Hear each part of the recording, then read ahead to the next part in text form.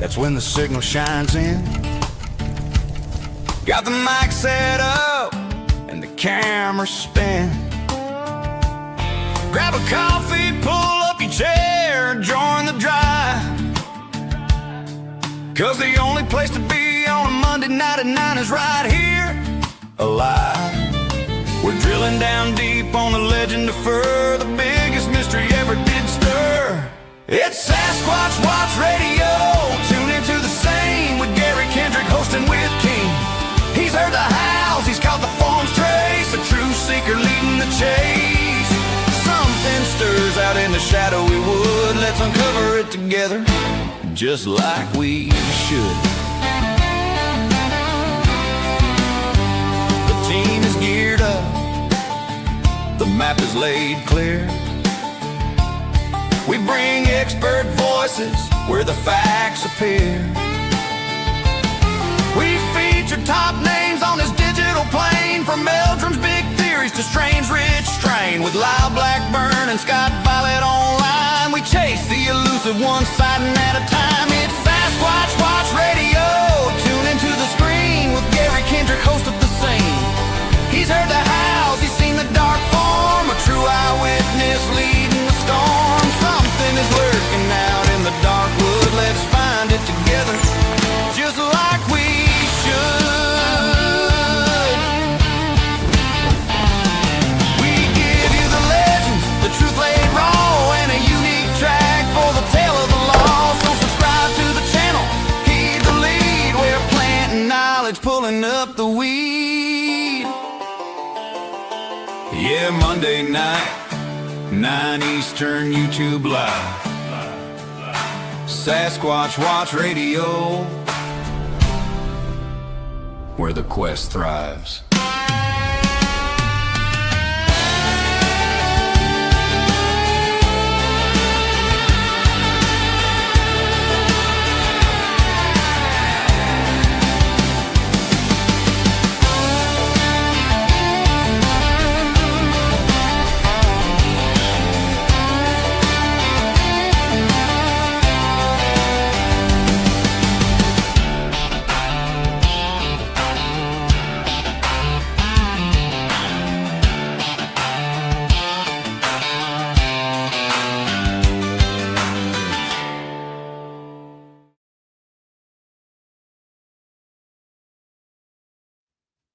Hey, everybody. It's Monday night, March the 30th, 2026. Children, where is the time going? It's moving by.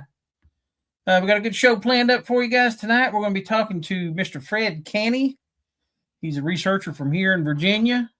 I'm kind of interested in getting to talk to more people from here in the state and comparing activities that we all have here. And activities will be different from place to place, even within the same state. So it's going to be an interesting conversation tonight. Appreciate everybody logging on. Shout out to Mike Nations, the Belagana with a Dene name. It's a little Navajo humor for you there. But without further ado, we'll bring on Fred. Oh, Fred, how you doing? I'm doing good. How about yourself? Well, I'm on this side of the ground, so I'm doing good. I'm just going to jump right into it. I know we talked a little bit before we started this evening, and you said you've been doing this for about 40-some years. Yep. Tell us about some of your experiences, what you've experienced with Sasquatch here in the state of Virginia. About 3 years ago, it was about 12 o'clock at night, we had a skunk thrown in my tent. Where my area is, we don't chase them. We don't take pictures. We do without realizing. We don't go out at night. We don't do it. We just sit around the campfire and they come around us. And we had a bunch of juvies come into the camp one night because, we lay in our tent. We act like we're asleep, but we got windows all over the place. So they come in, they poke their face in there, and everything. And one night it was night before we was going to leave because we was finishing camping. And the Squatches have learned to unzip the bottom of our tent because we used to put our hamburger buns and hot dog buns right inside the tent, you know, when we cook and everything. And they watch on how they do the zipper, how we always grab it and pull it like that. So they decided to try it one time, and they would go in and pick. They'd grab like a hot dog bun and they would lay it on the floor and they'd pick the top off of it and eat it, you know, stuff like that. But like I said, the night before we was gonna leave, one of them threw a skunk in our tent, and the thing was, the skunk did not stink. It was like someone had descended that skunk. You know, we've had stuff like that happen. You know, they walk around our tent. You know, we don't pay attention to them. You know, we'll sit there and we just do the fire, and they come around, and we just start talking to them. Now, what people don't realize that the Squatches in my area, I've been around for 40 some years, so they know who I am. And when I bought my wife from Kentucky, they would show themselves to her, but not me. Unless we're around the camp and she goes to bed and we have one walk out. The biggest one I've seen is 28 foot. Now, here's the thing about it. Everybody hears on TV, on podcasts, all the biggest one I saw was between 8 and 10, maybe 12, 15 foot tall. If you research through the American Indians, like here on the East Coast of Cherokee, only the true giants come out at night. And the biggest one I've seen was 28 foot. They'd come out, stay out for 3 hours, and they'd go back to wherever they are, or wherever they go. And that's what people don't understand. They'll say, "Oh, you're crazy because they don't get that big." Yeah, they do. Well, why don't we see them?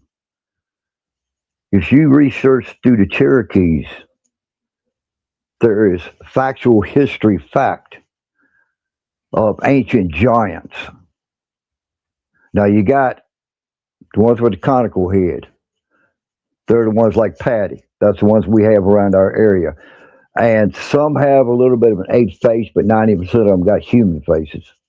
I sent you pictures. I don't know if you got them yet, but I got. Yeah, I've got them. I'm having trouble with the internet, so I can't get them on the show. I'm sorry. Yeah, well, that's all right.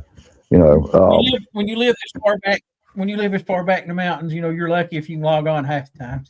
Oh, I definitely know how it is. I lived over in Highland County for like 6.5 years. That's where I had my first experience. I went up on a place called Jack Mountain. This is like 7 months before the Maple Festival. And I went up on Jack Mountain to do a little hunt because me and my dad had Rights for Life on the front left side. Well, you know, I'll be bopping up there, you know, going to go squirrel hunt, walk to the top of it. And I stopped and I turned around because me and my dad just went to West Virginia. I was at Harrisburg to buy a four-wheeler for him. So they was down there, and where I'm up on the mountain, I could see them. And when I turned back around, I have a 9-foot Squatch standing 5 feet in front of me. I'm looking up at him, he's looking down at me. Conical head, brownish gray, a little bit of gray on his chest, had like a mustache and goatee, and the hair comes down here like this. His eyes are solid brown. They're either brown or black. When I see people showing a Squatch on a close-up of a Squatch, it shows white in their eyes. They don't have white in their eyes. Their eyes are either solid brown or solid black. Now, they do a thing that's called, they use bioluminescence. They got 6 individual colors. And I guarantee you, everybody you talk to will give you a different color of the eye shine. We've seen it one time, and we thought it was somebody was coming down the dirt road. We thought it was a car headlights. It wasn't. It was a female and 2 juvies. Across on the other camp across the road from us, we thought a guy had a mag light, was shining it. It wasn't. It was a female with 2 juvies. You know. But the luminescence is what people don't understand. You got white, which means excited. You got yellow, which means curiosity. You got yellowish orange, which means curious but nervous. You got emerald green. The closest I've seen emerald green was 2 years ago. When 11 o'clock at night, I'm walking up to the truck to get something. A 5 foot juvie steps right out in front of me, about a foot and 2 foot in front of me. I'm looking at his eyes. His eyes are green.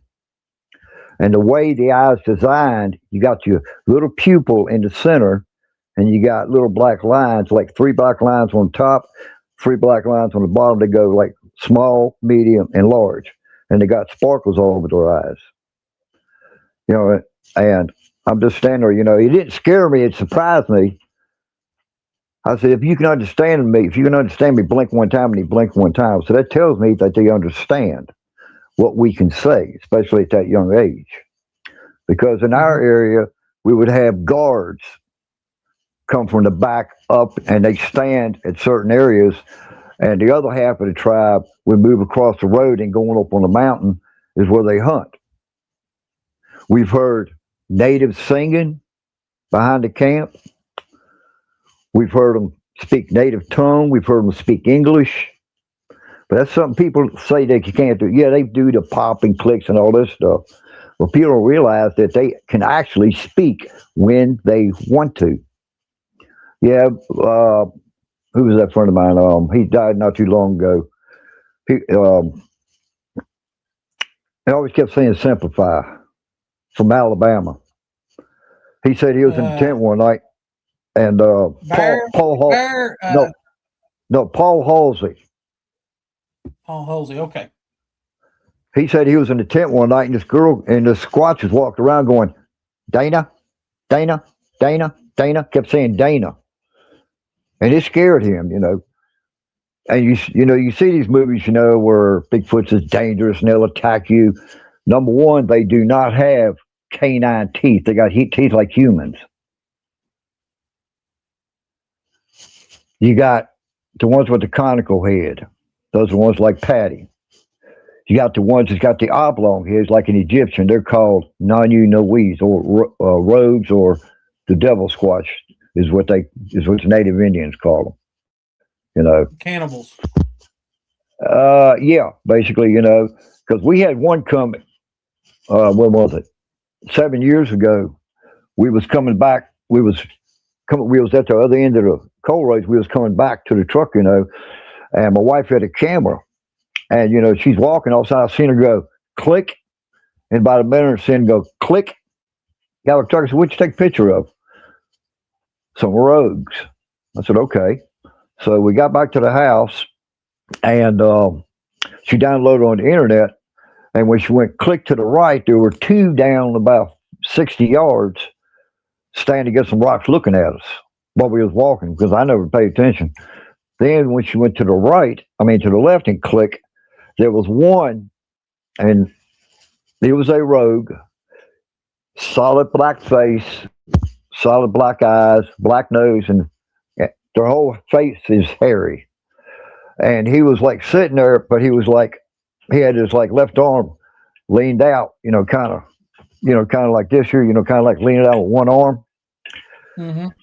And when I saw that picture, his arm right here was big as my waist, and I wear a 32 waist. That's a big arm. But later, but when we were camping that night, we had one come in and started sniffing my wife's chair, plucking on my parabolic dish. And when he turned his back to us, my screen on my tent is 4.5 foot wide. He blocked the whole thing. Because I could see, because where I sleep at, where we sleep at tent, I can see over top of the trees across the road. He completely blocked it out. We had coals burning, because I dig my pit about 3.5 foot deep. We had coals almost all the way up to the top.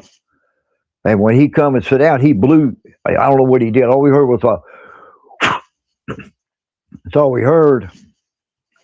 And them coals went out because it went black. I went out the next morning, stuck my arm all the way up to my elbow down in them coals, and they were ice cold. But I did find, because we had, we got our tent sitting on the tarp. and where the tarp was, I found two fingers that was like this. Each finger was wide as two of my fingers. But he stayed probably about a minute and got up and moved. We don't know where he went, but I'm sitting there. I got a Bowie knife in my hand. I'm watching this sucker. He didn't turn around or anything, but he sat right there, blocked the door and everything. Because he come through, he pushed my chair out of the way like it was nothing, and then started sniffing my wife's chair and plucking on my parabolic dish. Then he turned and set his back to me. That freaked me out, but I didn't say a word. I didn't move a muscle. I just acted like I was asleep.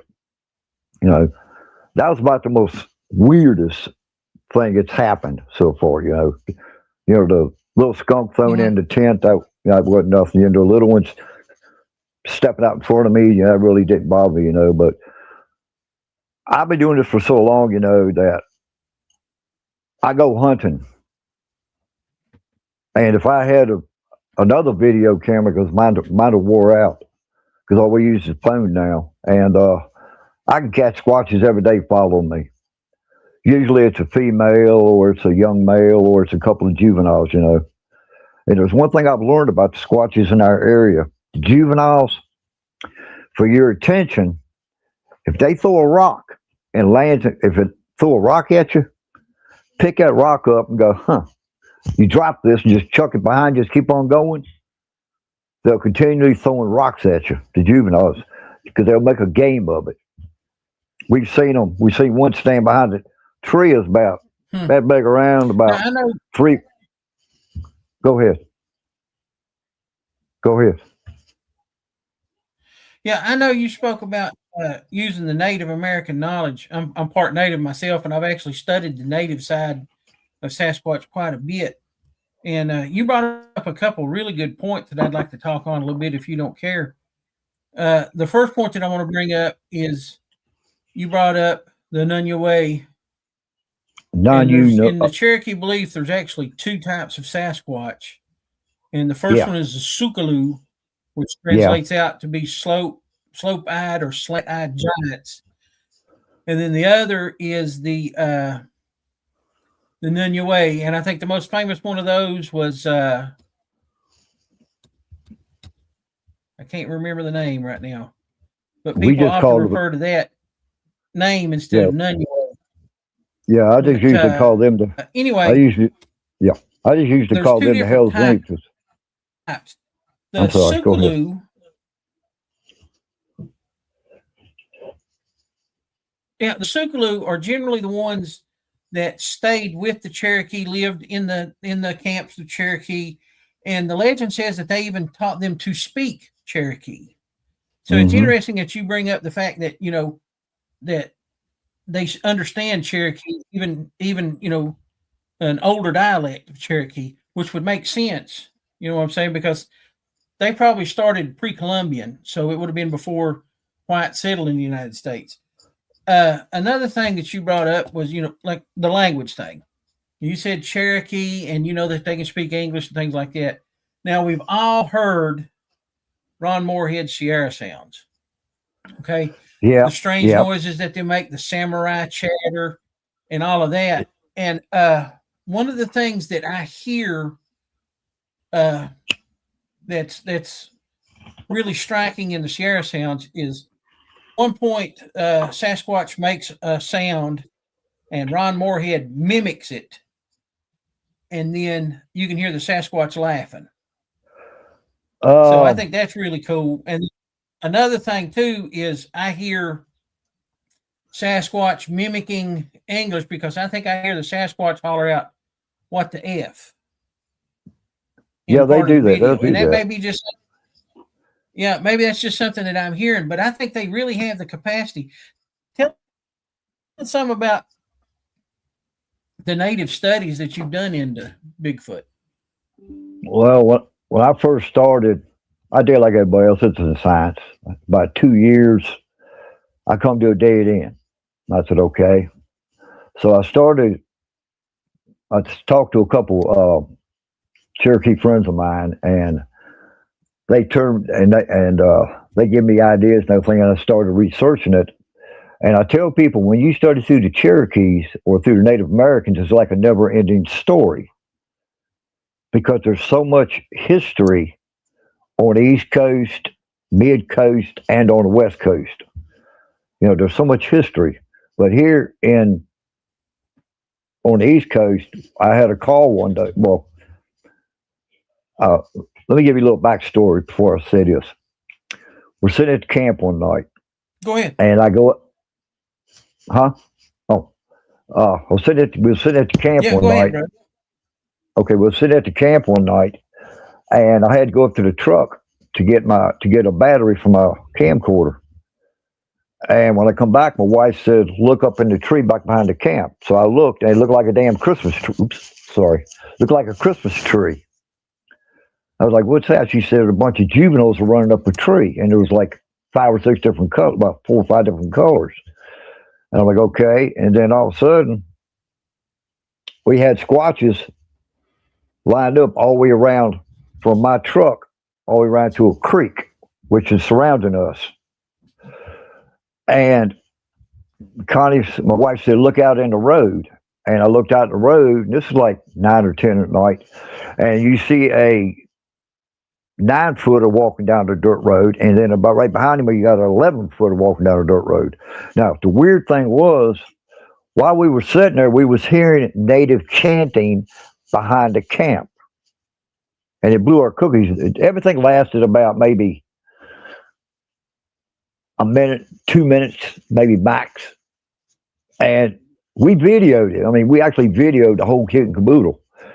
Well, next morning about 9 o'clock, I got a phone call from a Cherokee medicine man. I think that's what we call him, medicine man, down in North Carolina. And he said he watched that video, and he says, "You too are being followed by every tribe on in the U.S. and Canada." I said, "Why?" He said, "What y'all saw, what's a once in a lifetime thing." I said, "What do you mean?" He says, "The juvies up in a tree, the surrounding of the camp, and the squatches walking down the road." I said, "Yeah." He says, "What you don't know is that you have non-you-know-wees or rogues come off the mountain because there's no water and the water's low, and the animals come off the mountain to come low to get the water and food." Because I don't know about your area, but my area is ate up with mountain laurel. The further up the mountain you go, the thicker it gets and the taller it gets. Yeah. Well, the juveniles up in a tree, the harder it is to move too. well, believe me. But they when they come down, that's why the juveniles run up a tree, because the way he explained it to me was, if they come down, they grab a juvenile, they will kill it and they will eat it. And that's why the juveniles is up in the tree, and the song that the squatches were singing or chanting was to calm the 11-footer walking down the road, because as soon as they got out of sight, everything went back to normal. And he explained this to us, and I'm like, okay. So we learned something that night. We didn't know what was going on. We just knew we had Jews in a tree, we were surrounded, and we had squatches walking down the dirt road. And then when that guy called us, and that's when we found out exactly. He said every tribe has seen that at least once in their lifetime. So it kind of blew my cookie on that, you know. But you got people out there that try to debunk everything. Really, yeah, I'll tell you something that's really interesting. When it comes into native lore, every tribe in the United States has a name for Bigfoot. So that takes it from the realm of being something spiritual, because not every tribe holds certain things spiritual. So every tribe has a name for this thing. So that takes it away from it being something spiritual or something, made up, to something that's more tangible, something that's real, that's living. And I find it really interesting too. When you talk about faces, I had an encounter in 2006. It was a really good sighting. I've told it a million times on here, and I'm, for the guys in the stream, I'm sorry, but I had one walk across the road in front of me, and I almost hit it with my Jeep. So it was like 3 feet from where I was sitting at. And it didn't have like the ape face. It had more of a human face, more of a Native American face.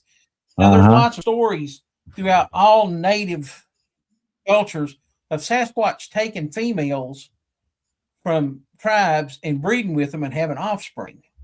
And I think that it's very possible that there are some human, maybe Sasquatch hybrids out there, and that they may have a different look. They may not be, you know, the biggest ones or whatever, but they do have a more human look. Right. And I think it's really possible. But in the native stuff that you guys work with, I know language is an important thing. And you was telling me about how you greet Sasquatch. Tell us about that. Okay. As I said, my wife is Cherokee and she's a full-blown empath. All right. Well, people don't realize that the Squatches choose who they want to communicate with. It's through trust, basically. And like my name is Stickman Who Dances. Her name is Brave Woman. Okay. But as far as the language goes, you know, I've had quite a few Native friends of mine, you know, tell me that what I'm saying is right. Like when I go, OCO, means hello. Let's see. OCO, Oshiguasu means how are you? And Aganale means my friend.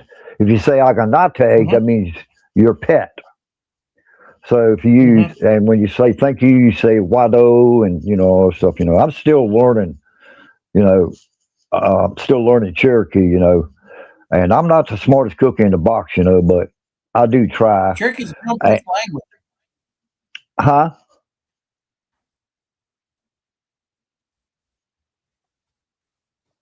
Cherokee is a really complex language. When you break it down linguistically, Cherokee is very similar to Mandarin Chinese.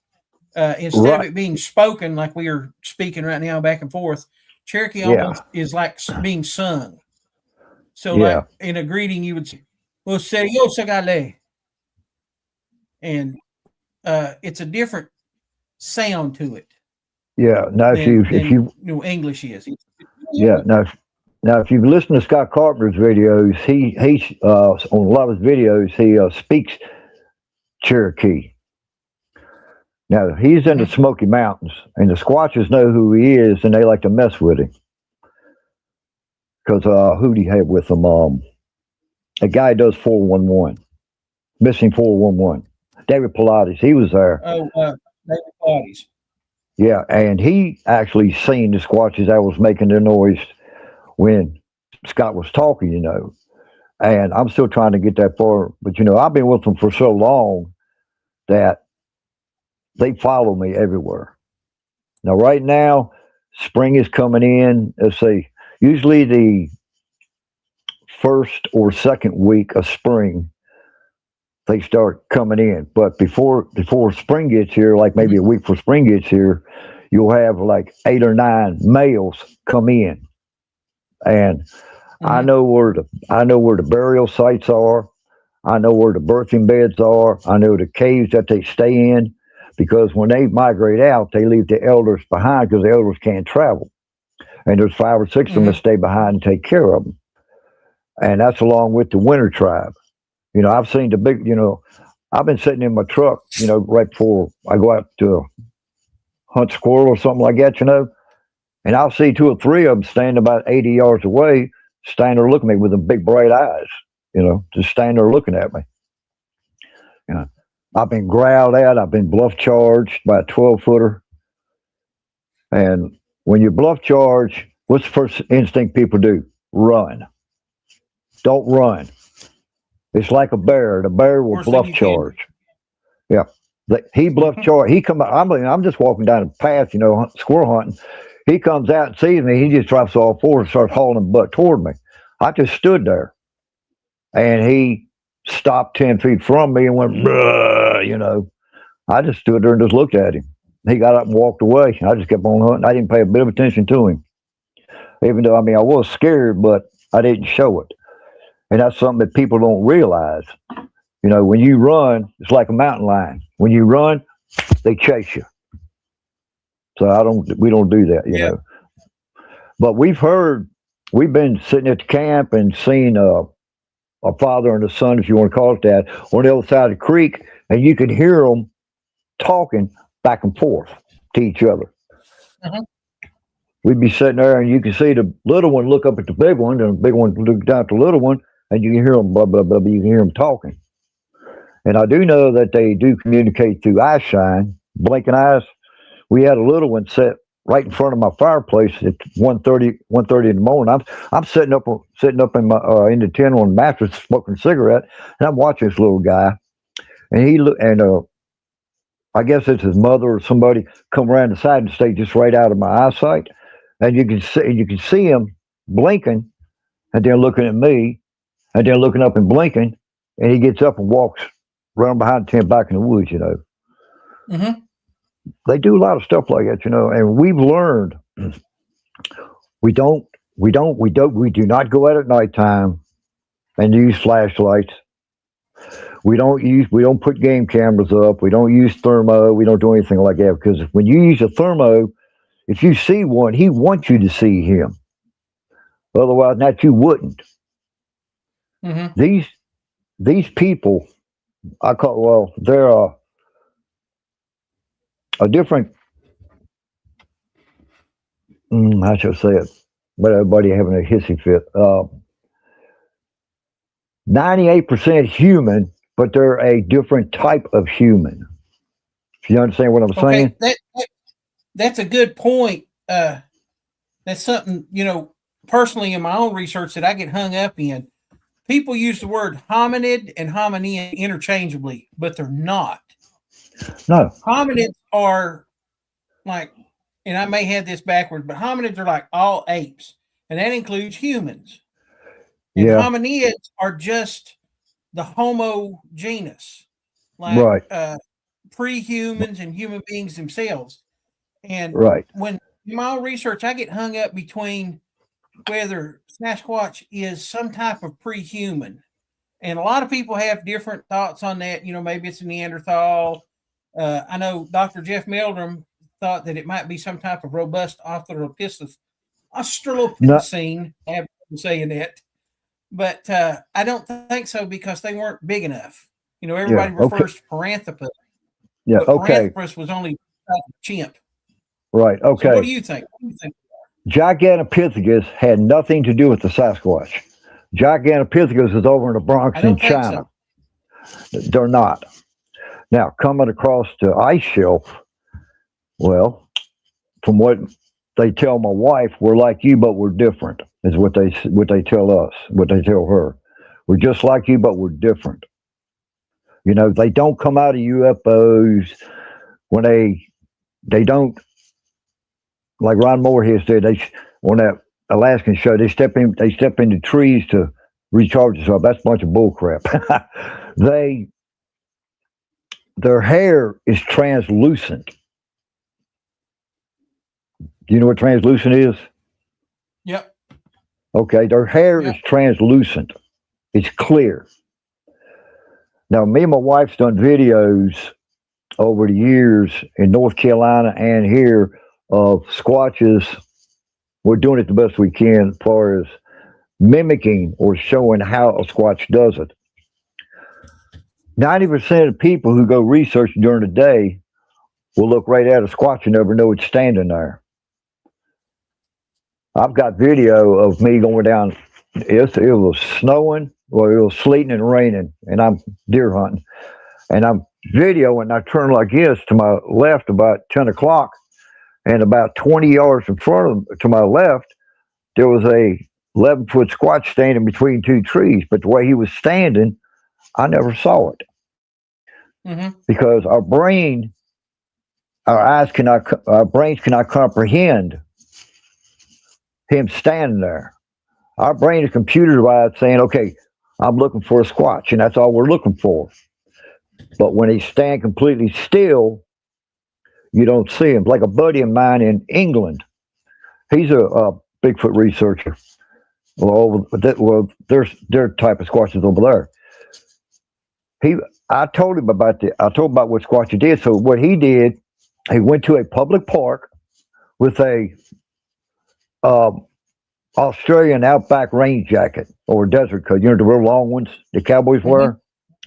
And he went 25 yards off trail and just stood right in the open, right between two trees or a line of trees. He stood there for 2 hours and no one saw him standing there. And they looked right at him. That's what a Squatch does. Because our brain is not programmed to see them when they're standing still. Our brains are programmed to look behind rocks, behind cars, behind walls, underneath a log, underneath the house, something like that, where we used to look. Our brain's programmed to look for them. But when they're actually standing there, I didn't know he was standing there until I got home, downloaded the video, and I went, wait a minute. And I slowed down, stopped it. There's a 11-foot stand right there. And I never saw him. I've got video of 13 juveniles completely surrounding me, and I never knew it. I was squirrel hunting one day, and I tried to do a video. And, I did my little circle talk about this. I went around through the woods, got home, and I downloaded the video. And at my 930 position, about 45 yards, there was one laying right out in the middle, facing me, looking like a log.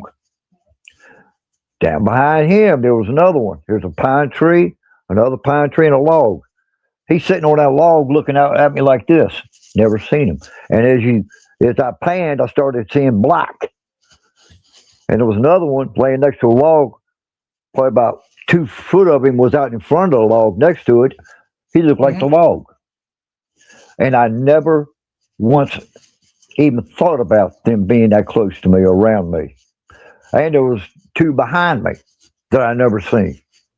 Because when I'm through a pine cone and went over top of me, and some lady said, hey man, you just had a pine cone thrown over top of your head. I'm like, really?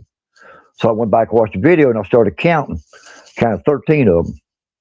That's how good they are at hiding in the open. Well, and that's a really interesting point that you bring up there. The human mind is wired almost like a predator, motion. 90% of things, like I'm a hunter, I'm a former United States Marine, and one of the things that you look for when you're hunting, or in combat or whatever, is motion. Now, whether that's the slightest motion of a head moving or a branch moving or anything like that, motion is what you key in on. Your brain is focused on that motion. But if something is perfectly still, if it is just standing there still and you're doing a quick scan, you will go right by it and never see it, never know it was there. That is a good. Yeah, I've walked by a white juvenile, 4 feet from me, and I never seen him. I walked down the trail, just bebopping along, and I walk right on by. He's standing there looking at me against the tree, and I walk right by him. Never even knew he was there because I wasn't thinking about it, Yeah. Well, we have a question here from one of our listeners. I'm going to bring up right here. Let me get my glasses. I'll read it out. You don't have to worry about it. Okay. Digger Dog says, Fred, can some of them read out minds in your opinion? Yeah, they can. They choose who they want to talk to through mind speak. And my wife is proof of that because she's Cherokee and she's also a full-blown empath. And people say, well, we've had people say, "Oh, I'm empath. I can talk to a Squatch." No, you can't. You could mentally try to talk to them, but they won't respond because they cut you off. It's not you choose them; they choose who they want to communicate with, and they choose who they trust. Like my tribe trusts me and trusts my wife, because when we go walking, we see them, we wave at them. Adios, Ogan Island. We just keep on going. And that makes them trust us more. The more respect you show them, the better they respond and they start coming around. I've told a lot of researchers, I told some boys over in North Carolina, I said, just go out in the woods and just build you a fire. It might take a week, but just sit there for a couple hours, just you do a little bit, and they'll get curious, and they'll start coming in to check it out because they're curious. 90% of juvies are 100% of juvies are curious. I've been squirrel hunting, and I was sitting next to a log. There's another log about 4 foot back, but right next to me, I had one lay down right there. And when I cracked my 17 HMR, I thought the daggone tree was upon him because I turned my head looking. He's sitting there doing this right here, backing up, ran about 30 yards and dove behind the daggone limb or behind a mountain laurel bush. That's how close they can get to you. And they are very curious. Usually when you see juveniles, there's a squatch, or a bigger squatch. The ones that we see during the day all over the United States are called day watchers. Mm-hmm. And people don't understand, what do you mean day watchers? They're the ones that, one spot where I pull up to go squirrel hunting all the time, there's always 4 teenagers. I call them teenagers because they're about 4.5, 5 foot tall, and they'll sit about 60 yards, 70 yards off the dirt road behind these trees, and they watch traffic go up and down the road all day. And when you come up off dirt road, walk across dirt road, and go up through the field into the woods, they'll follow you. And they'll parallel you, and they'll cross behind you. They won't cross in front. I've got one picture that I took of 5 of them that was paralleling me, and I was videoing them with my camcorder. And when you check the pictures, you'll see one. I got a close-up of one. He's laying down on his back looking to the right, which is watching me up a hill. I zoomed in. He's got a black face and black eyes. But where people mess up at, they say they have fur. It's not fur. It's hair just like ours. Their hair is just like ours. Mm-hmm. And, they'll follow me. I don't care. They bug me. The winter tribe, every spring gobble, they bug the crap out of me. They're following me. I'll go up in the woods at 5 o'clock in the morning, and I'll see about 8 or 9 of them standing up on the ridge just looking at me. Their eyeballs are big and white. I've had juveniles right next to me, about 10 feet, and they're all watching you. And then as daylight comes, they walk way down the ridge, and they go back to their bedding areas and everything. And a lot of people say, oh, you're nuttier in the fruitcake. Okay, prove me wrong, But I know exactly what they do. I've learned it. Mm-hmm. Now, I haven't been out much this year since hunting season because I am 66 years old, and my back's deteriorating, so I can only do but so much now, But over the years, I've learned a lot. I've learned a lot about them, And when you show respect, they show you respect. But when you go out and start chasing them, shooting at them, trying to take pictures of them, they don't like the pictures being taken. I do know that. The ones that I've caught, like the picture of the female I sent you, when you get them, when you get it working, you'll see what I'm talking about. Because I got MK Davis to lighten it up. Me and my wife was looking at structures in the area, and I just happened to see something about 60 yards up the ridge. Looked like a Cody. I guess how big it was. Black. I grabbed the camera and I zoomed in, just took one click, and we went on about a business. We got home. She downloaded on the internet and said, "Come here, look at this." I said, "What?" She slid to the right. Well, I got a face shot of a female Sasquatch because she had 2 juveniles with her, but she didn't run. Mm-hmm. She just stayed in one position. I've had them parallel me up a trail and stop right in the middle of a trail. I'm about 30 yards down, standing between some little cluster of trees, and I look to my right, and all I see is a gray, look like a tree done fell down. I'll look at it like, okay. So I hear something to my left, and I look, and when I turn back, it's not there no more. That's how close he was to me, parallel me up the ridge. But I don't pay attention to them.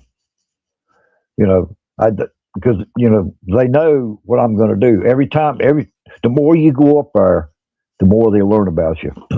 When you pull up in your research area in your vehicle, they know what your vehicle looks like. They know what it sounds like. When you get out of the car and start walking, they'll know what your scent is. And they'll know if you're a good person or a bad person. If you're a bad person, they won't come around. They'll leave the area. If you're a good person, they'll follow you or keep tabs on you, more or less terms. Usually, now, when juveniles, we've had a juvenile come in our camp from behind one night, and my wife was looking around me, and I turned around and looked, and there was a little female standing about. She could stuck her hand out and put her hand on top of this lady's head that was sitting there with us. She didn't have a stitch of hair on her body except for top of her crown. When they're young, they look like a normal child. The only difference is they got a conical on their head. They got big hands and big feet. Otherwise, now they look just like a human child. And as they get older, and what people don't realize is that they have an accelerated growth, but they age slowly. Is what people don't understand. You know, and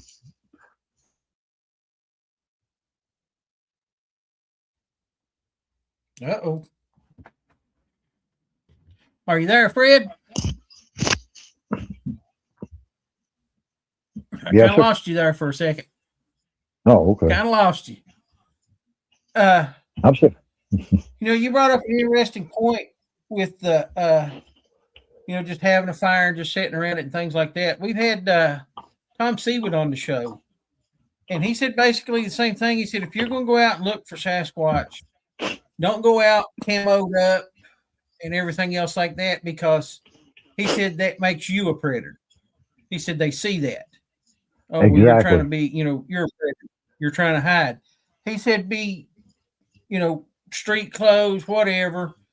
And I've noticed too in my research and, working with other groups and things like that, that you have a lot more activity when you have people sitting around a fire talking and things like that. And it really draws them in. I know we talked a little bit before we come on about, and I hate to call it a habituation type situation because it's different. I'm not a big fan of habituations because I think that really increases the danger level, Exactly. especially with a food habituation. But I know a lot. Tell us a little bit about what your kind of habituation. Well, in my area, we don't believe in gifting or baiting, like leaving basketballs, leaving this, leaving that, leaving pies, candies, cookies, and everything. When you leave sweets, that gives them a rush. I mean, to a juvenile, that's like giving a juvenile, I can't say the word, but chainsaw. Let's use the word chainsaw. And the more they eat the sweets, the more they're dependent on it. And that makes it very, very bad. Now when we leave, we'll take like a bag of corn. We don't leave we leave natural stuff. Like when we get ready to leave the camp, we'll give them a thank you gift. And when we come back the next week, if we give them 8 ears of corn, when we come back and go back there, there'll be 8 cobs perfectly stacked where we left them. But we don't do it all the time. We'll give them apples or something like that only when we leave, as a thank you for letting us how shall I say it, letting us learn about you is more what we're trying to say.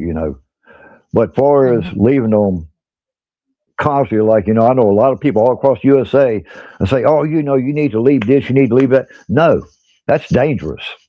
That is very dangerous. Like I was telling you, M.K. Davis had a video of these farmers. I can't remember which state it was in, but they were habituating a family unit on their property. And one night, one of the Squatches went into this chicken coop and started to steal the chicken, and you could hear the lady saying, "Get out!" And then the boy, one of her sons, he's in his 30s, went out there, found a footprint, and took off after it. He followed it. He could hear the grunts, grows, and everything, and he seen the eyes shine, and he got to a point where there was a cedar tree between him and the other Squatch, which he didn't know was there.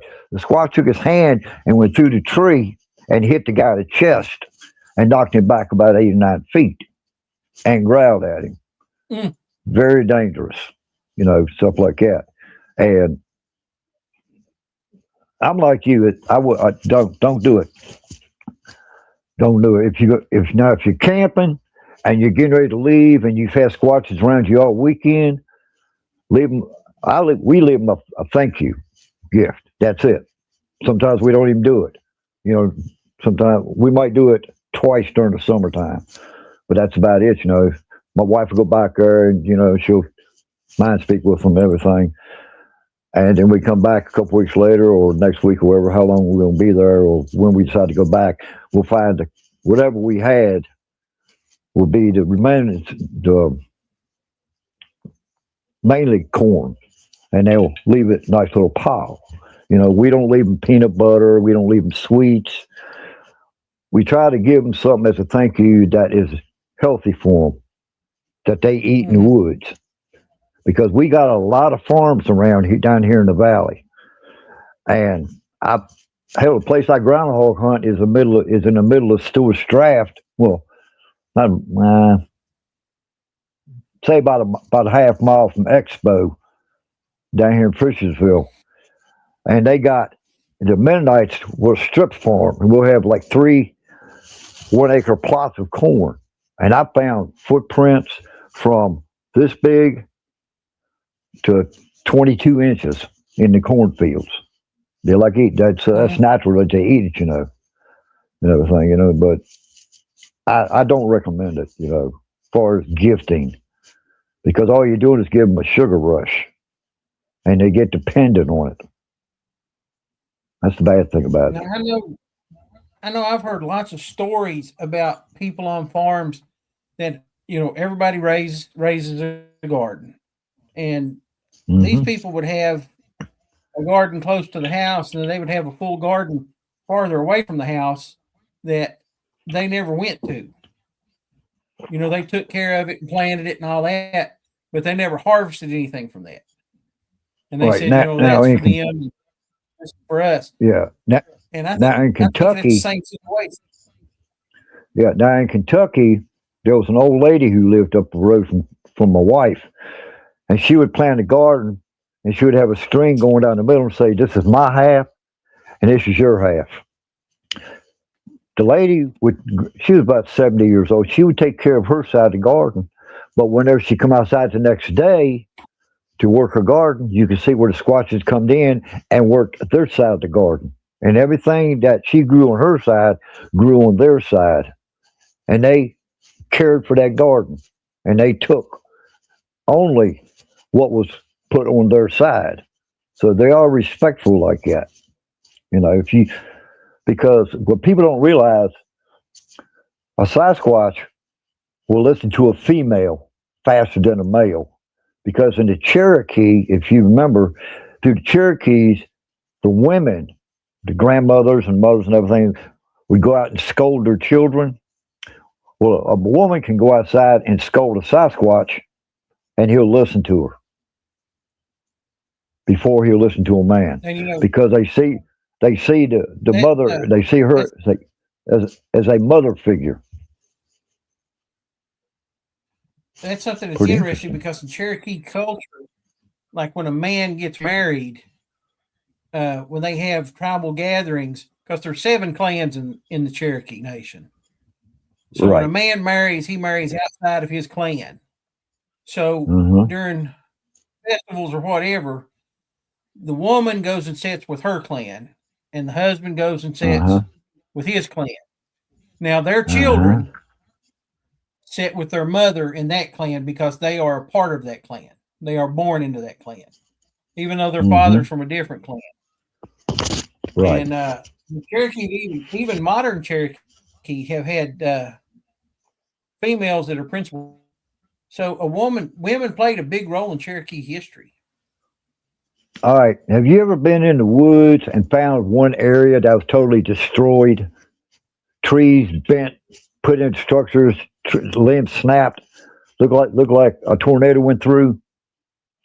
Yeah.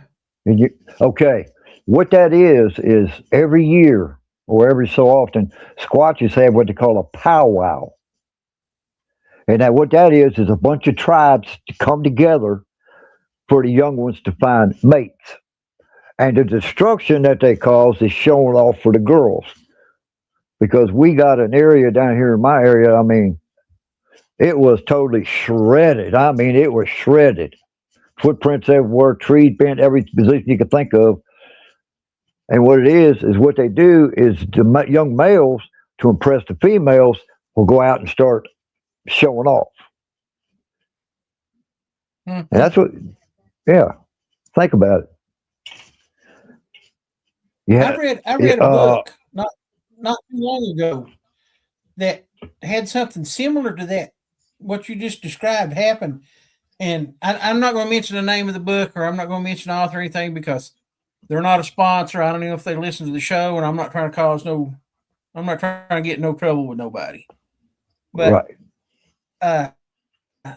They described a big gathering like that where there was, I think they said at one time there was 12 or 14 different Sasquatch at one time at this one gathering. And that's Yeah. basically what they were doing was childbirth, child rearing, and taking the young ones and trying to find mates. So that's really interesting. Uh-huh. It's really interesting. Yeah. Now, I've been in to a couple of birthing beds after they left, or after the here they come in the second week of spring, and we got over 300 Squatches in the Bear tribe. Our tribe's called the Bear tribe. They're the dominant tribe on the East Coast that I know of, and we went. And what they did now, since we got more mountain laurel than anything, they would take and make a door. They would take and clear out a door, a way to go in, and they would clean it out, and they would logs or wood ever so far apart, and the top would be branches, all stuff. It's like a cocoon, is what they make.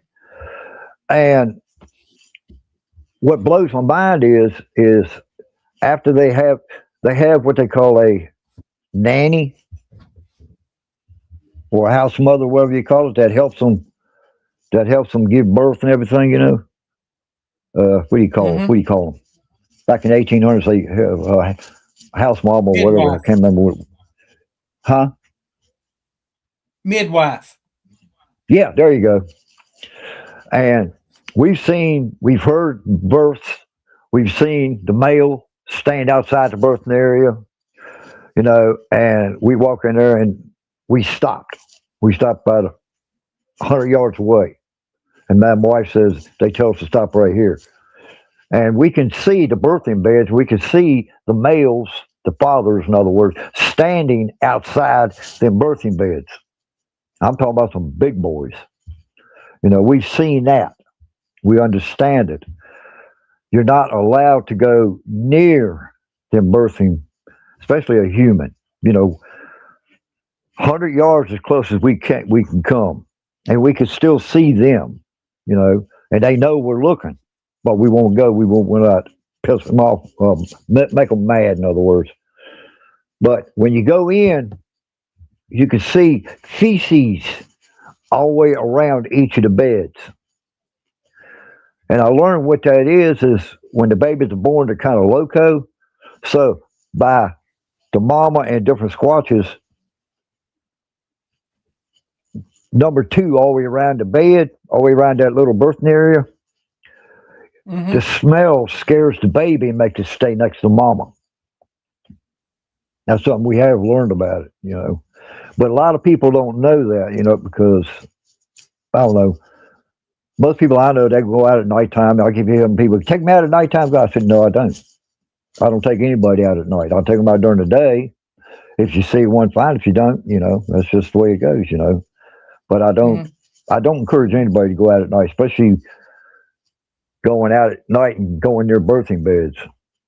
Because that's not a good where these birthing beds are is going up the mountain. So in other words, like if you use acreage from behind my camp, you go 100 yards, you got a nursery, which when the Squatches go hunting, they leave their little ones in a nursery type thing, and they have one or two females that watch them, and while the other Squatches go up on the mountain and hunt.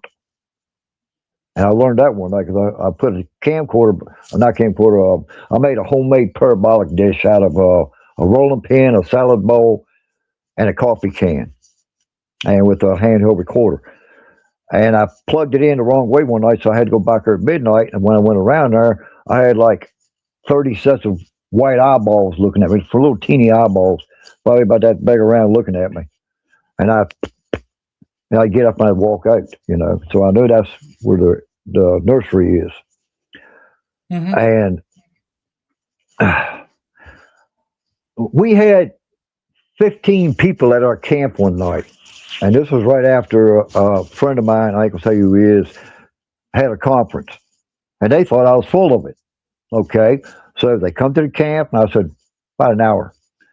All of a sudden, we had 5 juveniles come right out in the open. We had Squatches walking up and down the paths behind them, across the creek. We were surrounded by Squatches, and they all freaked out. They said, "Aren't you scared?" No. A lot of people say, "Oh, it's a bunch of people in costume." I said, "Really?" I said, "You see their eyeballs?" "Yeah." "You see yellow eyeballs, you see white eyeballs, you see green eyeballs." Green means that they trust. White means they're excited. Yellow means their curiosity. And they stay for about 15 minutes, and they go on up on the mountain, do what they normally do, because what they're doing is they're passing through from across the road, because half the tribe's on one side of the road, and the other half's up on the mountain. And the ones that come across the road, they're the ones that are stopping, checking us out. We got UVs that sit in the thicket right in front of the fire pit. And every time I go down in my fire pit to put wood, my wife says she sees about 7 set of eyeballs getting big and white, like, oh, wow, But they finally understood what I was talking about, and when I tell them I don't use science, that kind of makes them do a 360 and run the other direction, because we've used science for 2 years and come up on the dead end. So when I started research through the Native Indians, and I will tell you, when you start researching through the Native Indians, it's a never-ending story, because you learn something every time you go out there. You talk to an elder, talk to a chief, talk to a medicine man, and they can look at you and tell you if you're going to be serious or not. If you want to be serious, they will teach you the history of the Sasquatch, because a lot of people don't realize back, like you said, at the beginning of time. Actually, the first white man to ever see a Sasquatch was Leif Erikson, a Viking. Documented. I can't remember. I think it was 960 or 968 or something like that. But they didn't get out of the boat. They said they saw a big, black, tall, stinky man with clubs as far as he went. But the Native Indians have had history with them.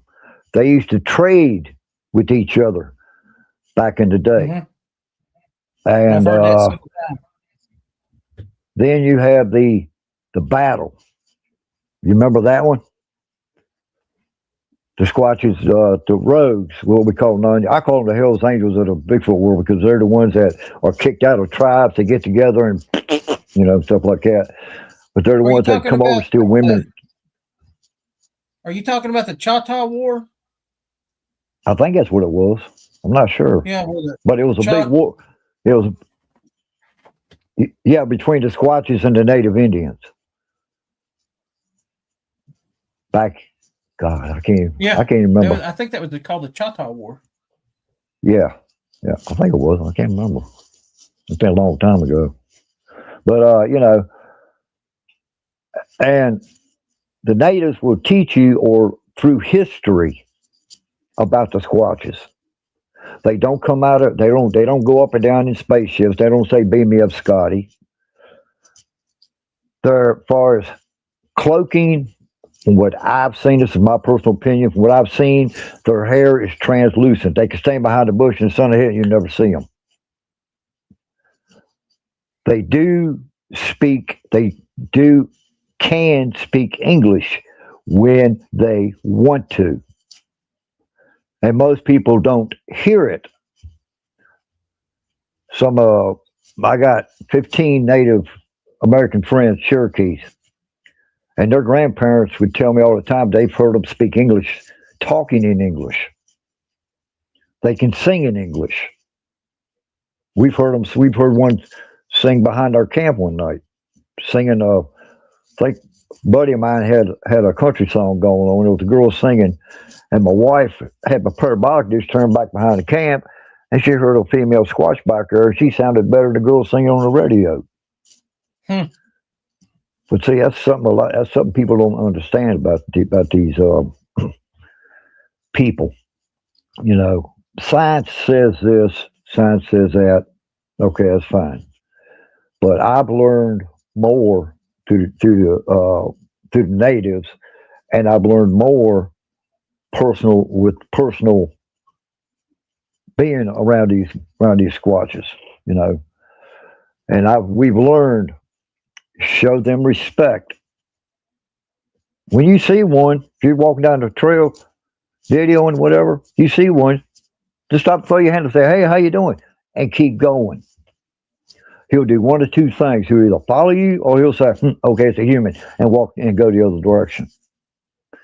If you see one, now they will show themselves to a female and to children. The males in my area, the young males don't trust me because they think that I'm gonna steal their partners, so they don't show themselves to me unless it's nighttime and I'm sitting around the fire and they walk right out on the dark side, you know, where I can see their eyeballs, I can see their silhouette, you know, and that's about it. And they'll stand there for about 5 minutes and then they'll turn and walk away. You know, it's like they're kind of, you know, like we'll show ourselves to her, but we won't show ourselves to you. But I see them all the time, so I really don't pay attention to them, you know. But I'm 66 years old, and every time I go to the woods, I learn something new. I don't care how old you are, how long you've been doing it. The structures that you find is a message board. Like everybody's seen trees this big around, about that high up, snapped, laying down, twisted to the left or to the right. That's a directional. You stand behind it and you look and you'll see another one. Stand behind it and look, you'll see another one. It takes you to food, water, and medicine, birthing areas and bedding areas. That's what people don't know. When you see a tree bent over and shoved in the ground, that means it's plenty of food in that area. A lot of people don't know it, but you'll see smaller ones, which are the juveniles copying mama or daddy, or an older Squatch, is what it is. A lot of people saying, you know, yeah, they make, you know, a lot of people say, oh, that's nature does it. I proved a point to a lot of people, even the strongest guy in the state of Virginia. I proved that I could do something that they can't. I said, all right, I want you to take a limb, big as your pinky, about 14 inches long, on a tree, and I want you to go out about that far, and I want you to bend it and make it stay.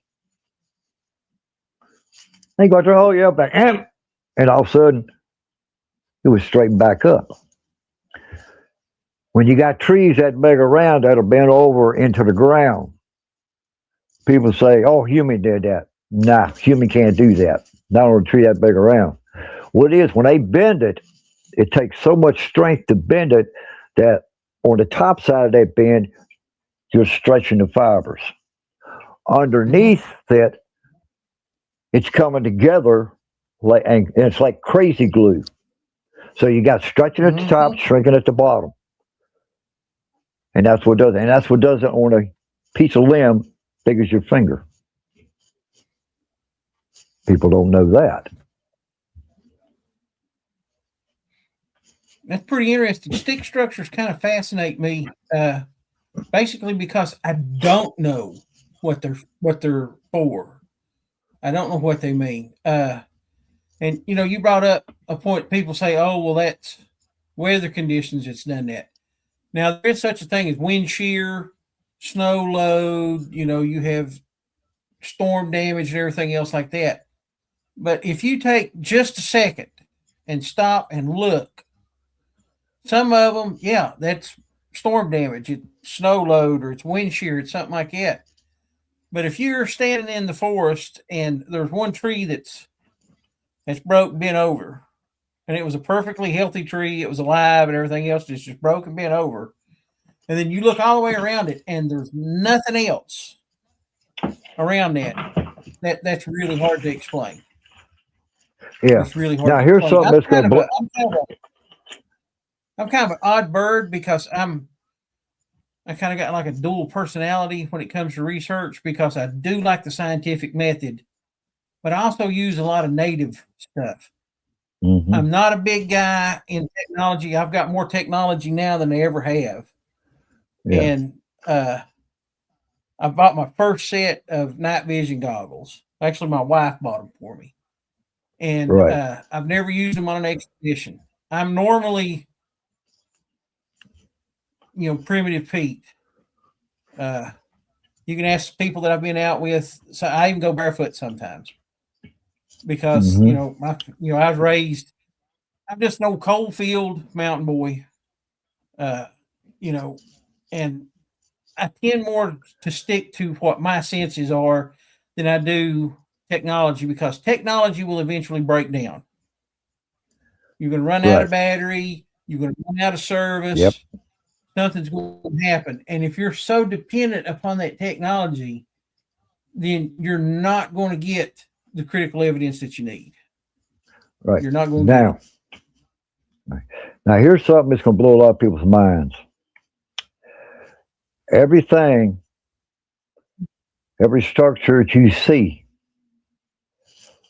go to the pixel of the ancient Indians, and you'll find out that every structure that you match from your pictures to what the native Indians had on through the pixel match, and it tells exactly what it is. That's what people don't understand. I tell them, a Squatch did that. Well, how do you know? Well, if you take and you go to this area, Cherokee, go to the ancient pixel pictures, and scroll, you'll find it matches.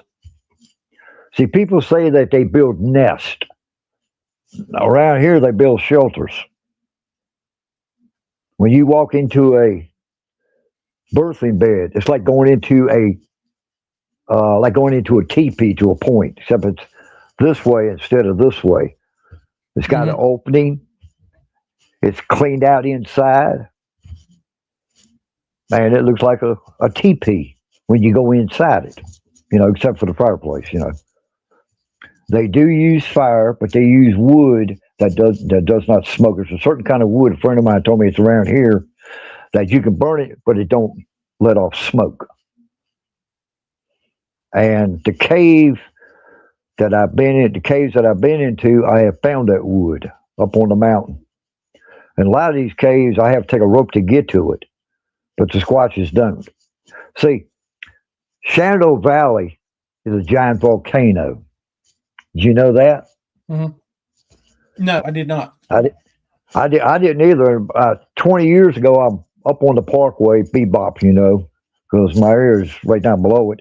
And I found a sign that said these mountains are 10 million or billion. I can't remember what it was. Remember what it said exactly. But it's the Shenandoah Valley is one big volcano, a dormant volcano, and we're inside the valley.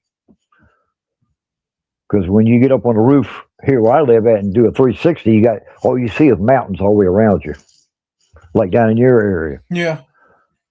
You stand up on the roof and you can see all the way around the area. Go down to my hometown in Richmond, Amelia, stand up on the roof, you can see Richmond, Virginia, which is 31 miles away. That's how flat it is down there. So they're outside. Anything outside is north. West. East. I'm sorry, east. I'm on the west side of the mountain and everything. But, the Squatches, they migrate. They migrate out in the fall. We have another tribe come in, which I've got God knows how much video on them. And then they come back in the spring, second week of spring, and they raise their young here. And when they get old enough is when they migrate again. Now, where they go, I don't know. But I've got more. And the thing is, the Squatches here in my area are quiet. You don't hear them hooting and hollering. You might hear them chanting, and that's usually when they go to a hunt. Go on a hunt, you'll hear chanting. Not all the time, but you hear it most of the time. And it sounds like a native tribes back there chanting around a fire pit or something like that before they go on the hunt. They sing before they go on the hunt. Not all the time, but let's say let's say in 1 year, one summer, we've heard them 8 or 10 times right behind the camp chanting. And you don't hear nothing else the rest of the night. But we've learned to respect them. We speak to them in dialect language, and they respond. Not with a hello, they'll clap, they'll clap, or they'll whistle, or they'll tap a tree one time, to let us know that they understand. And I think that's pretty cool. And cool. The whistling thing, it blows me away. Everybody's heard, everybody throughout Appalachia has heard don't whistle at night. Because it brings bad stuff to you. Everybody's heard that. And it's kind of got tied up with the Navajo Indians. They say the same thing, don't whistle at night because you'll draw in the skinwalker. Evil. Okay. Yeah. But really what you don't realize is that Sasquatch uses whistles at night. When they hunt. Yeah. Now down in Kentucky at my wife's camp, before we got married, we heard it was on the power line, probably about a quarter mile away. And we heard, it was quite all of a sudden you hear all sorts of weird ass noise, and they're running. And they ran probably about a minute and a half, 2 minutes, and it stopped. Well, when I left, my wife went back down the next day and followed the way they was, because you could see the footprints of them running. And they had caught a deer and killed it. So what they do is, and Paul Halsey come down up there, and we found a spot where a big Squatch would set up on the ridge, and it would have standers everywhere. And when the deer would come in, and we heard this that day, when the deer would come in, you'd hear it one time. And about a minute later, you hear it, and that's when all hell breaks loose. The tree was rubbed bare. You can see where his butt was. You can see where his heels were sitting on the side of a ridge against the tree. I guess he was the leader of the group, because Paul told me, he said, when you hear one whistle, that's telling them that here's a deer. When you hear two whistles, that's when all hell's going to break loose. And it did. But I've never heard it in my... Huh? That's incredible. Yeah, I've never heard it in my area, but we heard it. The Squatches down there in Kentucky, they have, in her area, they have a summer spot and a winter spot. And we was at the top. And the biggest one I ever seen, there was a pine. My Jeep had a 9.5-inch lift with 35 tires with my top on it, And she was down at the house, down at her place. I was staying at the camp at night, and I looked at a pine tree that was 25 foot tall, and I seen two white eyeballs about this far apart. So I looked through. I was like, what the heck? I started thinking of an owl or something like that. And then all of a sudden, it took now from where that pine tree was to my Jeep is 15 feet. That sucker took one step and was standing in front of my Jeep, and the top of the Jeep come to his right to the top of his hip bone. And he took another step and it was gone. My jaw hit the floor, and I'm like, ah, excuse me. That was big because I thought it was an owl, like a hoot owl or something. But when he turned his head and he took two steps, that's what blew my cookie. But excuse me, like I said, only the true giants come out at night. You talk to any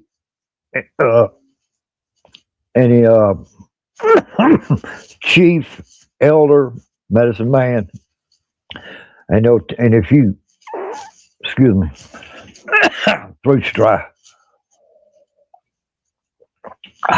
they'll tell you or teach you if you're serious and you want to learn. And they will tell you that only the true giants come out at night. And that's what I was looking at, and I had seen it down in my area. I've heard a lot of talk from Alaska where they talk about the mountain giants. And that's some pretty wild stories. It's hard. There's a lady. Go ahead. There's a lady. This is 10 years ago. No, yeah, 10 years ago. Through one of my uncle's best friends who live in Alaska. A lady sent him a photograph. These people lived in Alaska, lived out in the mountainous area. And she was outside hanging up clothes one day, and she saw something. So she went back to the house, got a camera, and she went back out to the line, acting like she's hanging up clothes. She took a picture of it.